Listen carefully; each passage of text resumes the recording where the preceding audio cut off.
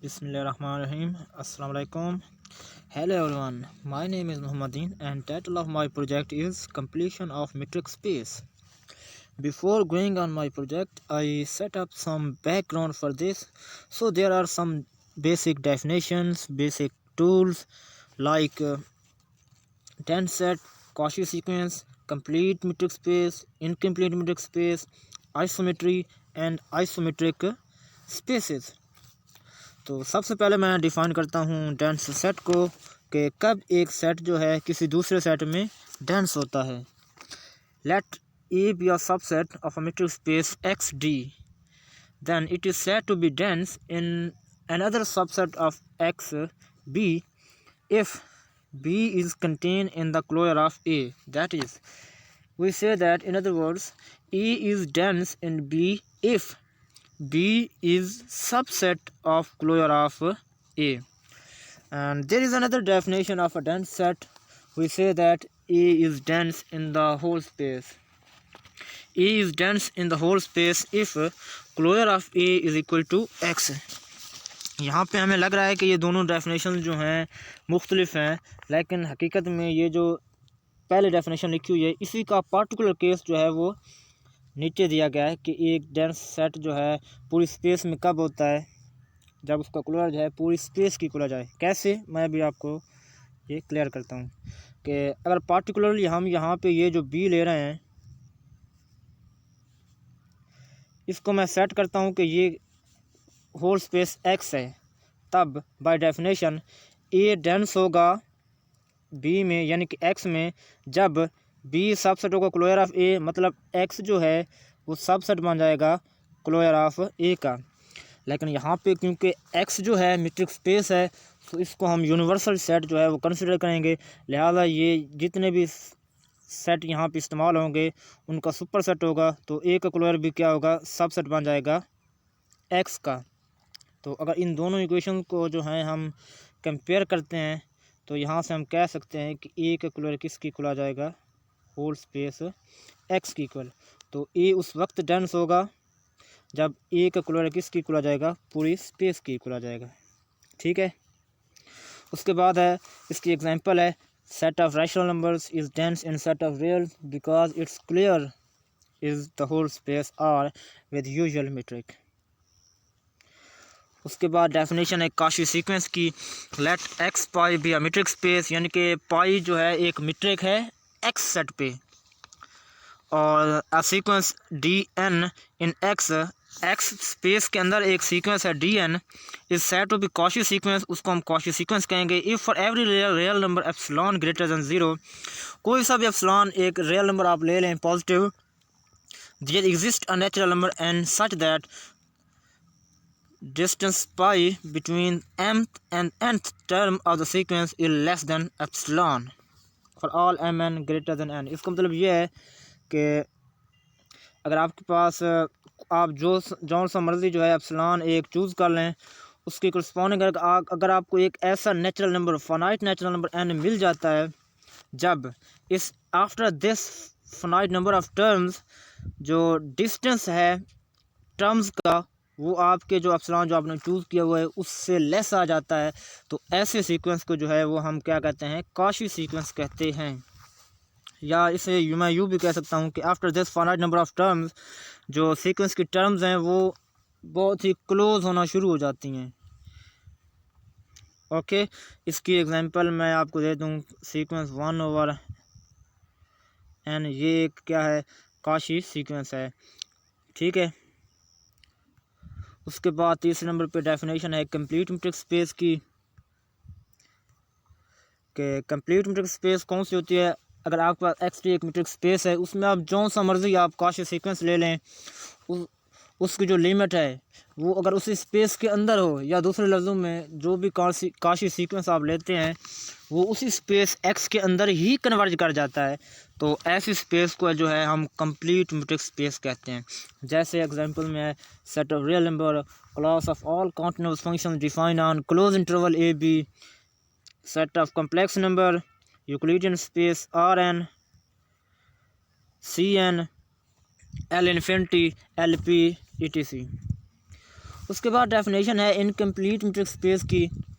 अगर आपके पास XD एक मीट्रिक स्पेस है, उसके अंदर आपको एक ऐसा काशी सीक्वेंस मिल जाता है जो उस स्पेस के अंदर कन्वर्ज नहीं करता, या दूसरे लफ्ज़ों में आपके पास अगर काशी सीक्वेंस इस तरह का है तो उसका जो लिमिट, इसकी जो लिमिट है वो उस स्पेस के अंदर बिलोंग नहीं करती, तो ऐसे सीक्वेंस को जो है हम इनकम्प्लीट मीट्रिक स्पेस कहते हैं।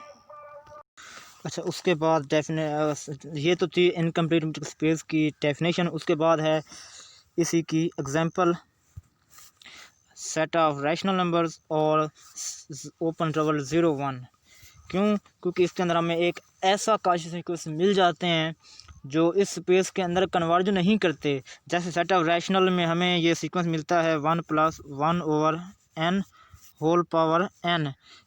ये काशी सीक्वेंस है जिसकी जो लिमिट है वो क्या है, e, जो कि इर्रेशनल नंबर है और सेट ऑफ रैशनल को बिलोंग नहीं करता।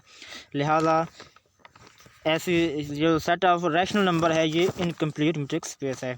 और दूसरा जो है ओपन इंटरवल 0 1, ये भी इनकम्प्लीट स्पेस है। क्योंकि इसके अंदर भी हमें एक ऐसा सीक्वेंस मिल जाता है 1/n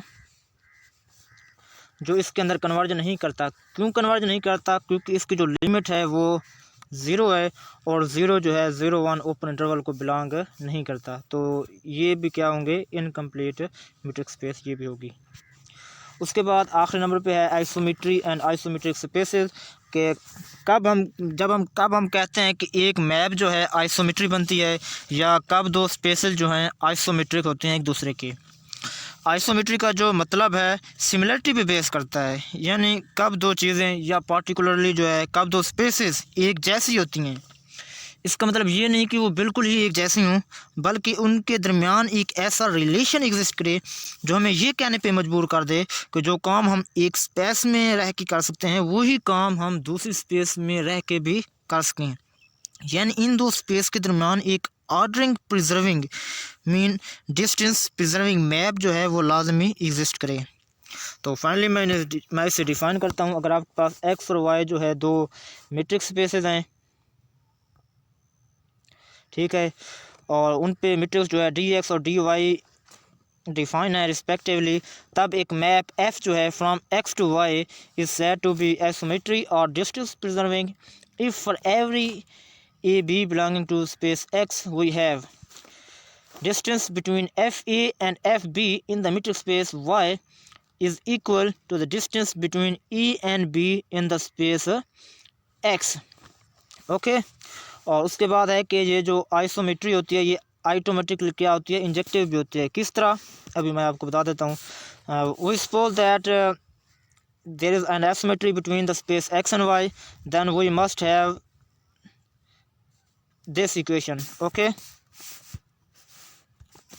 we must have this equation, and so suppose that f of a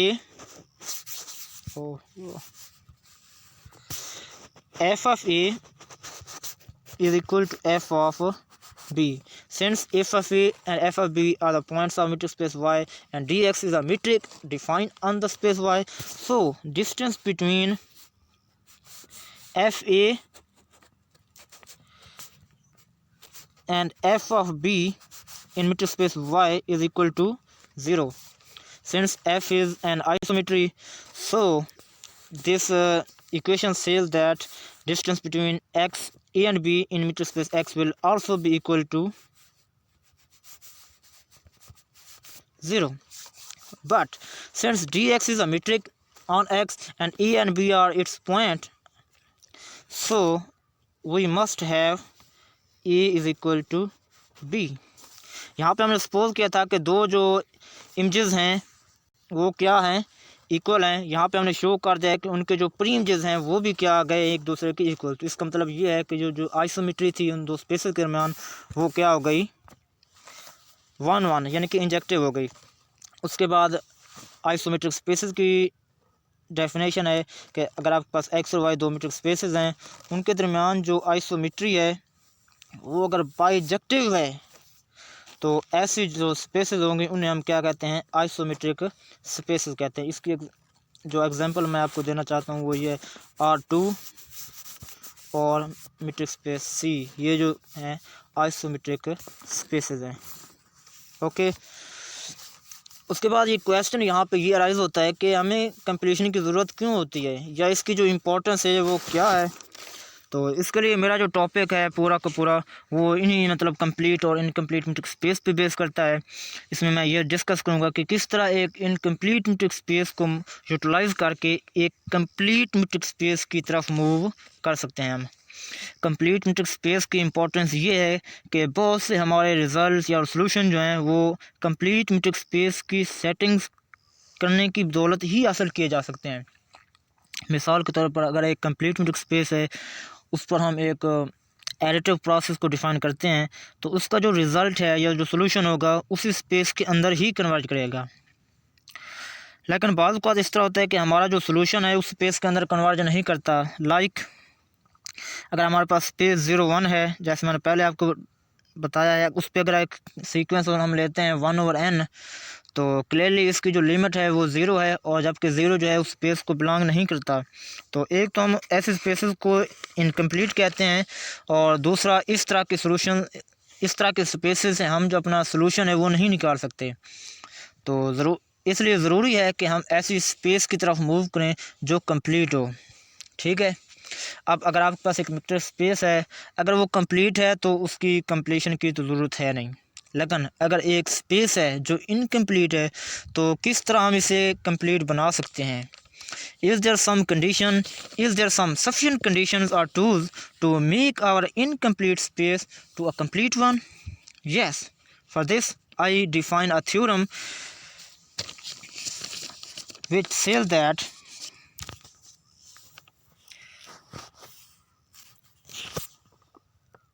for every metric space XD, there exists a complete metric space X prime D prime which has a subset W that is isometric with XD and is dense in X prime D prime. This is the theorem, and this theorem also defines the completion of metric space. कि अगर आपके पास एक metric space X है, तो चाहे ये complete है या इनकम्प्लीट, दोनों सूरतों में ये जो थ्योरम है वेल डिफाइंड है, वैलिड है। तो आपके पास लाजमी तौर पे एक जो है metric space, complete metric space ex prime जो है वो लाजमी एग्जिस्ट करेगी, सच दैट उसके अंदर एक सबसेट आपको क्या मिलेगा, डब्ल्यू मिलेगा, जो कि इस गिवन मीट्रिक स्पेस के साथ क्या बनाएगा, आइसोमेट्रिक होगा। ठीक है, यानी कि एक आइसोमेट्रिक एग्जिस्ट करेगी जो बाइजेक्टिव होगी, और दूसरा ये डब्ल्यू किस तरह का होगा, डेंस होगा एक्स प्राइम में, मतलब डब्ल्यू का जो क्लोजर है वो इस एक्स प्राइम के इक्वल होगा। और उसके बाद है this completion is unique up to isometry, that is if there exist any other completion x double prime d double prime of given metric space, then there must exist a unique asymmetry between these two completions x prime and x double prime. It means that if we अगर आपके पास जो given metric space है उसकी एक और completion, let this is the x double prime, ये एक completion है, तो ये लाजमी तौर पे वहाँ पे डब्ल्यू या डब्ल्यू प्राइम भी हमें मिलेगा जो आइसोमेट्रिक होगा एक्स के साथ, और डब्ल्यू प्राइम जो है एक्स डबल प्राइम में डेंस भी होगा। ये तो कंप्लीशन में आ गया। लेकिन अप टू आइसोमेट्रिक का मतलब ये है कि ये एक्स प्राइम और एक्स डबल प्राइम, इनके दरमियान भी एक आइसोमेट्री जो है वो लाजमी तौर पे एग्जिस्ट करेगी। ओके, प्रूव, इस थ्योरम का जो प्रूव है वो हम नहीं करेंगे, लेकिन इसका जो थीम है वो मैं आपको बता देता हूँ। The proof is too lengthy but easy and straightforward, which can be divided into 4 parts. इसको हम 4 हिस्सों में डिवाइड कर सकते हैं। Number 1, construction of metric space. तो हर मीट्रिक स्पेस के करस्पॉन्डिंग हम जो है एक अगर ये एक्स हमारे पास मीट्रिक स्पेस है, तो उसके करस्पॉन्डिंग जो है हम एक मीट्रिक स्पेस कंस्ट्रक्ट कर सकते हैं। ठीक है, और दूसरे नंबर पे है डिफाइन आइसोमेट्री। यहाँ पे जो आइसोमेट्री है वो हम डिफाइन कराएंगे, एक तो गिवन स्पेस एक्स के दरमियान, और दूसरा एक्स प्राइम की एक सब स्पेस होगी डब्ल्यू, ठीक है, उनके दरम्यान है हम क्या करवाएंगे, एक आइसोमेट्री डिफाइन करेंगे। लेट मैंने इसको एफ का नाम दे दिया है। और ये स्पेस भी होगी वो भी क्या होगी, डेंस होगी एक्स प्राइम में, मतलब ये डब्ल्यू का जो क्लोयर है वो पूरी स्पेस एक्स की इक्वल होगा। तीसरे नंबर पे completeness of newly constructed space, ये जो हमने स्पेस कंस्ट्रक्ट की है एक्स प्राइम, ठीक है, इसको शो करेंगे कि ये जो स्पेस है वो क्या है, कंप्लीट है। इसमें आप जो भी काशी सीक्वेंस लेंगे वो उसी स्पेस एक्स प्राइम के अंदर ही कन्वर्ज करेगा, या उसकी जो लिमिट होगी वो एक्स प्राइम का ही एक एलिमेंट होगी, ठीक है।